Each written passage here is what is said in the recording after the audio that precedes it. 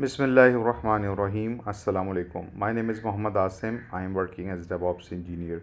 Guys, in this video, I'm going to show you how we can integrate Hermes agent with GCP Vertex AI, right?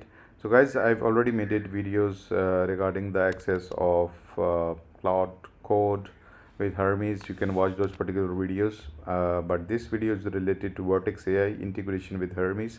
The advantage of using Vertex AI is that you will get all the models available in the GCP model garden. So if I navigate to this section, type model garden, you will see all the models which you want to access are going to be available, right?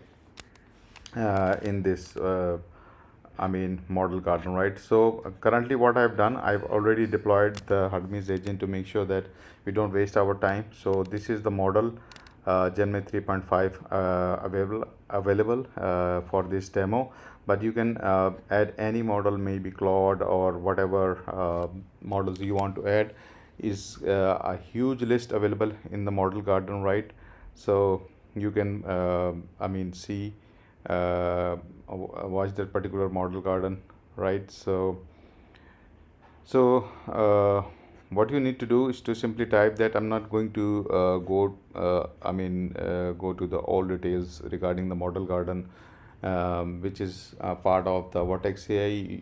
The advantage of using that, you don't need to authenticate or anything else. If you are using GKE cluster, you need to have a role attached to it, which is the AI user role. You need to attach to that particular workload identity IAM roles, which is the service account, right? And you should be able to add all the huge list of models whichever you want to add, and you don't need to add any API keys regarding that.